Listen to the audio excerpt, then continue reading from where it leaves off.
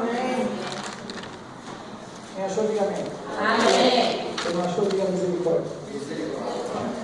Amém.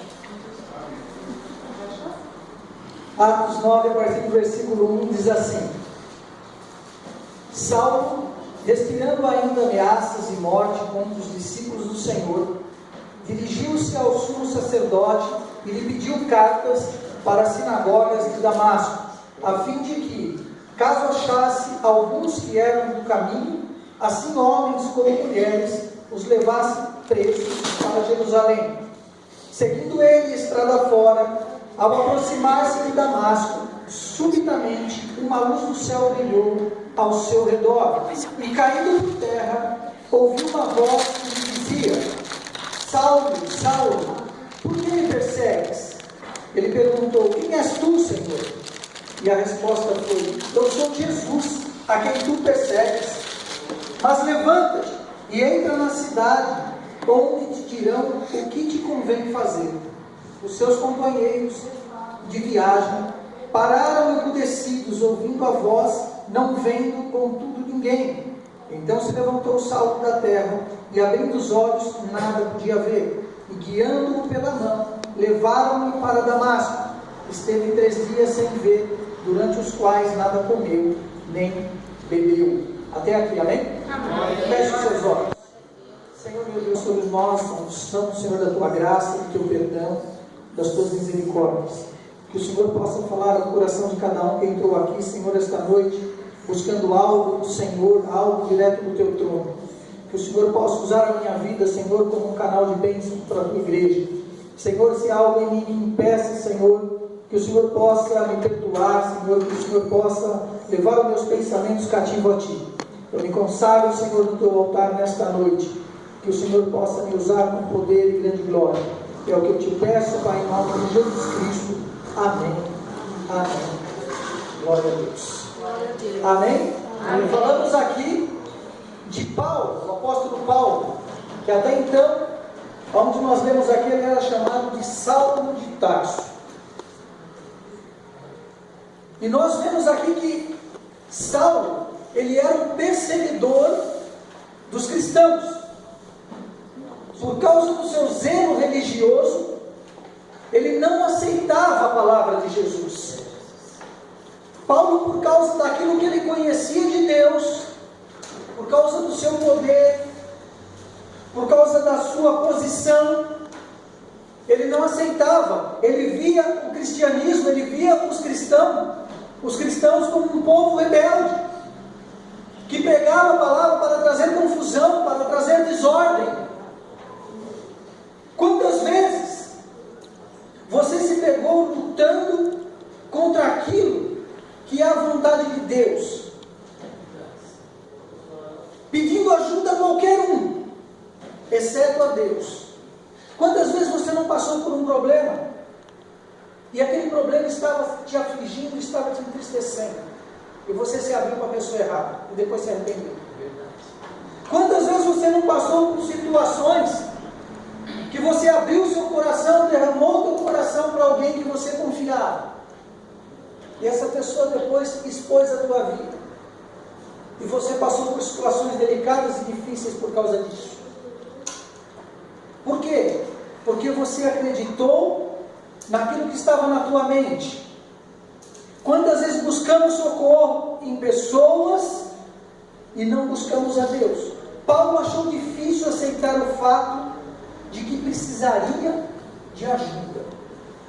Deus permitiu que viesse sobre a vida de Saulo aquela situação difícil que nós acabamos de ler, na esperança de atrair Saulo até o encontro de Jesus Cristo. Muitas vezes Deus permite que nós passemos por algo, mas a intenção não é nos fazer sofrer, não é nos fazer chorar, e sim nos atrair até Ele. Porque caso contrário nós não iremos. Caso contrário nós vamos caminhar como Saulo, donos da razão, da verdade, porque estudamos, porque conhecemos, porque somos inteligentes. Aleluia. E quem somos nós diante da vontade e do poder de Deus? E muitas vezes o ser humano, ele só vai entender quando ele passar um estreito, quando ele passar uma decepção, quando ele passar uma dor. Caso contrário, ele vai caminhar como caminhava Saulo. Deus tentava mostrar a Saulo que espiritualmente ele estava indo no caminho errado e na direção oposta à vontade dele. Se você pegar em Provérbios capítulo 14, versículo 12, fala que há caminhos para o homem que parecem corretos, que parecem perfeitos, mas que levam aonde? À morte. O homem muitas vezes ele caminha naquilo, eu conheço, é isso que eu quero, ou senão ele segue aquele conselho, né? Faz o que o seu coração manda. A Bíblia diz justamente ao contrário, que o órgão mais enganoso e corrupto que nós temos é o nosso coração. E o que nós escutamos? Você vai desabafar um problema com o teu amigo, eu não sei o que eu faço, o que você ouve dele? Faz o que o teu coração manda. E a palavra de Deus diz justamente ao contrário, não faça o que o seu coração manda. Porque o nosso coração é desesperadamente corrupto. O nosso coração sente algo hoje, amanhã sente outra coisa. A nossa inteligência, o que nós achamos que é correto, a palavra fala, há caminhos para o homem que parece correto, que parece perfeito, e que são caminhos de morte. Saulo andava nesse caminho, com seu intelecto, com a sua inteligência, com seu estudo, e com a sua religiosidade. Entenda o que eu vou te dizer. Saulo não era um rebelde espiritualmente. Saulo era um homem estudado religiosamente. Saulo conhecia a palavra de Deus. Ele não aceitava Jesus Cristo, aquele cristianismo, as pessoas pregando Jesus, justamente porque ele era religioso. Quantos no nosso meio hoje vão de frente, vão de encontro, vão contra, muitas vezes, a Jesus Cristo, aquilo que é pregado na igreja, porque se acha sábio. Às vezes eu escuto algo que me deixa meditando, que você fala assim, olha, você conversa com pessoas e essas pessoas falam, olha, eu queria tanto que meu marido, minha esposa, se alguém que viesse à igreja. E aí a gente fala, mas vai aos poucos, ministra a palavra de Deus. Não, já leu a Bíblia 10 vezes, conhece tudo. Eu falo, como é que conhece tudo e não vai na igreja? Verdade. Como é que conhece tudo e não aceita aquilo que é pregado? Eu não estou entendendo. E aí você chega à conclusão que tem pessoas que lêem a Bíblia inteira, não vivem um versículo dela. Tem pessoas que de repente só lêem um versículo da Bíblia, mas vivem tão intensamente aquele versículo que agrada a Deus. Eu estou falando para você não ler a Bíblia. Mas você entendeu? O ler. Eu tenho um livro, tem gente que lê a Bíblia como um livro de autoajuda, amuleto.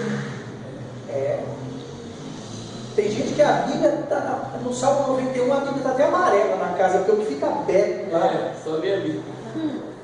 Aí você vai ministrar a palavra de Deus, a pessoa fala assim, eu tenho a Bíblia na minha casa, eu não recordo. A Bíblia não vai te salvar de nada, não. Verdade. Põe a Bíblia debaixo do travesseiro. Aproveita e põe um galho de arruda também. A Bíblia não é um amuleto.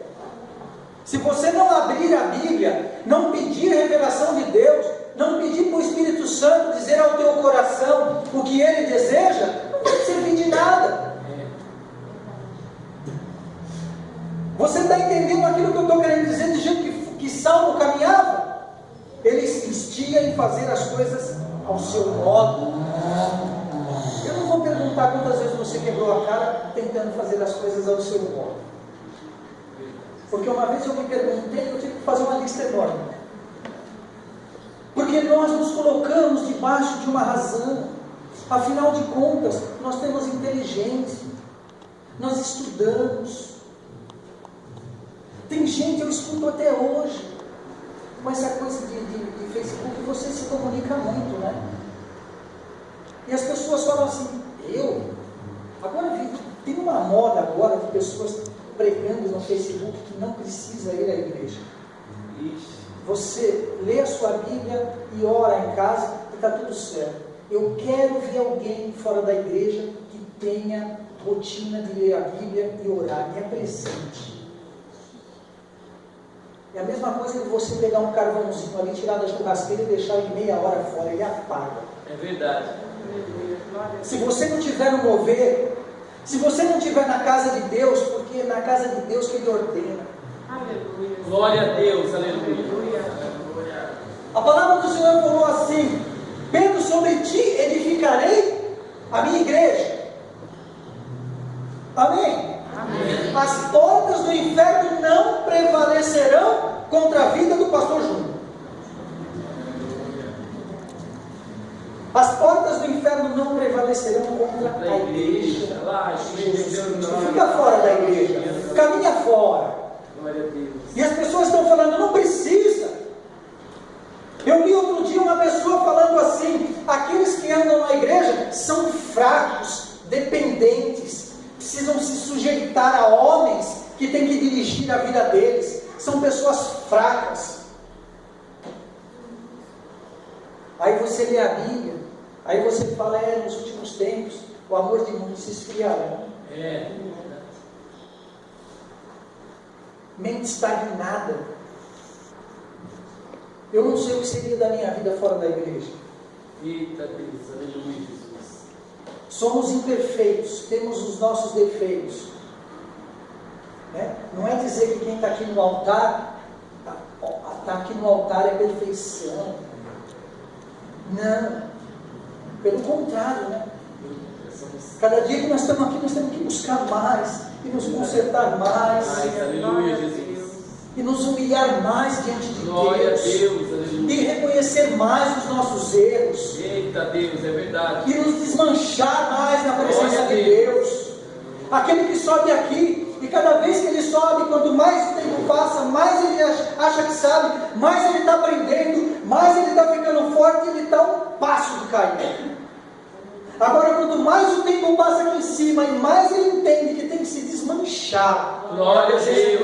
Tem que se humilhar. Senhor, eu dependo de Ti. Pai, eu preciso de Ti. Senhor, eu não quero escutar o que o mundo diz. Eu não quero escutar o que a modernidade diz. Eu não quero escutar aquilo que os estudiosos e os intelectuais dizem. Senhor, eu quero ouvir o que sai do Seu trono. Glória a Deus. A palavra de Deus.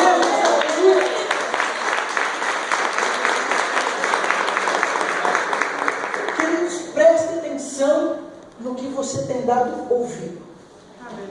Nós estamos vivendo um tempo que o diabo, ele está agressivamente, eu nunca vi um tempo como esse. É verdade, pensei nisso também. Onde ele está agressivamente, desesperadamente, para não dizer, para ser melhor, tentando tirar eu e você da presença de Deus. E você acha que ele usa de que forma? Com coisas feias, desagradáveis? Não, com palavras bonitas. Com situações. Encher o seu ego. Deixar você se achando autossuficiente. Você pode as coisas. Você não precisa que um pastorzinho fale para você o que você tem que fazer. E aí a pessoa leu toda a Bíblia, ela apurou, está escrito lá em 2 Crônicas, capítulo 20, versículo 20. Crede no Senhor vosso Deus, e estareis seguros. Crede nos seus profetas e prosperareis. Glória a Deus. Amém? Amém. Aí você pega a pessoa, eu li a Bíblia 10 vezes, e eu entendi que eu não preciso ir para a igreja, então não leu isso, pulou. Não entendeu? Sabe por que esse tipo de pessoa quer que você fique fora da comunhão de Deus? Então nós precisamos entender aonde o diabo está tentando nos roubar. Em consequência dessa circunstância, foi necessário um mover dramático de Deus para fazer Saulo cair do cavalo, literalmente. Literalmente ele caiu do cavalo. Depois de ficar cego, se encontrou na humilde posição de precisar que alguém o guiasse pela mão. Entenda, um homem que se acha alto, acha não. A última última Coca-Cola do deserto. Se sente suficiente, manda soltar, manda prender. Eu decido, eu faço a lei. Eu tenho pessoas que ao meu comando. Eu não preciso de ninguém. Quantas vezes você não andou dessa forma? Verdade. Principalmente quando as vacas estão gordas. É onde nós mais achamos que nós não precisamos de ninguém. Bom emprego, dinheiro na conta, saúde. As coisas estão caminhando bem, eu não preciso de ninguém. Saulo andava dessa forma. E aí no versículo 8, depois você lê, ele ficou numa situação onde ele ia precisar que alguém pegasse na mão para levá-lo até um local. Porque a palavra diz que o Senhor deixou ele cego. Aí você fala assim, mas pastor, nunca fiquei cego. E eu garanto para você que Deus não vai deixar você cego. Talvez você não precise que nenhum irmão e ninguém pegue pela sua mão para te atravessar a rua. Mas talvez, se você for analisar e abrir a tua mente, pode ser que você venha andando cego espiritualmente já faz um tempo. A cegueira temporária era a forma de Deus mostrar a ele que existia alguém muito maior que ele e que seus problemas. Quando Jesus disse, Saulo, por que me persegues? Em outras palavras, era porque você luta contra aquilo que você sabe que é verdade.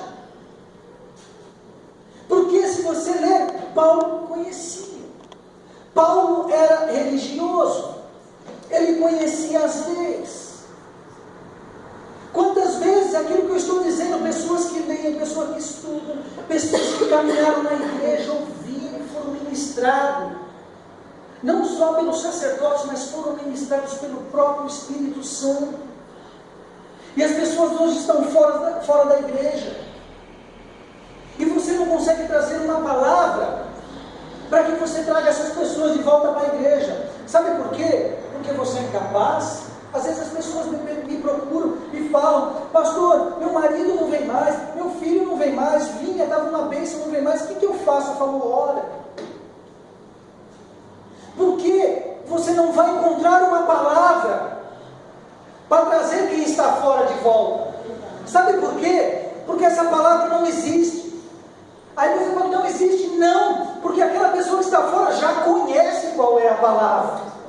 Ela sabe qual é. Ela sabe onde ela deveria estar. Glória a Deus. Eu me lembro que quando eu ia fazer alguns cultos no presídio, e você começava a ministrar a palavra, eu fui muito em presídio feminino, ali no Cadeirão de Pinheiros, ali, para fazer o culto ali. E você via muitas meninas que estavam presas, entregava bilhete, para ligar para a família, cartinha, escrito mais ou menos a história.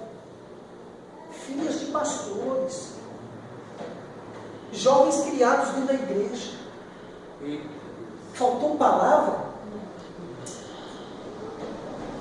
Faltou ensinamento? Não. Por quê? Porque se achou autossuficiente. É verdade. Eu conheço, eu não preciso. Quando você começar a pensar dessa forma, você está a um passo do abismo. Por que lutar contra aquilo que você já sabe? Por que insiste em fazer as coisas da sua própria maneira? Por que continua, como o ditado diz, dando com a cara no muro? O muro na tua vida pode representar o pecado, a rebeldia, a soberba. Eita, Eu creio que o que mais derruba um cristão é a soberba. Não sei onde eu ouvi uma vez a pessoa dizendo assim, soberba não se tira com oração nem com jejum. Foi, não foi? Tremenda essa mensagem que ele falou. A soberba, eu preciso tirar da minha vida, eu preciso largar. Enquanto eu caminhar, eu posso, é do meu tipo. Aí vocês falam assim, pastor, você está falando isso por quê? Conversa com as pessoas. Tenta ministrar alguém. Quantas vezes você não vê uma pessoa que está numa situação caótica? Eu conheço muitos. E você olha para a pessoa, você fala assim, essa pessoa está precisando de Jesus. Você fica 5 minutos falando para... Às vezes a pessoa está no vício, está no alcoolismo. Eu estou falando de vivenciar isso.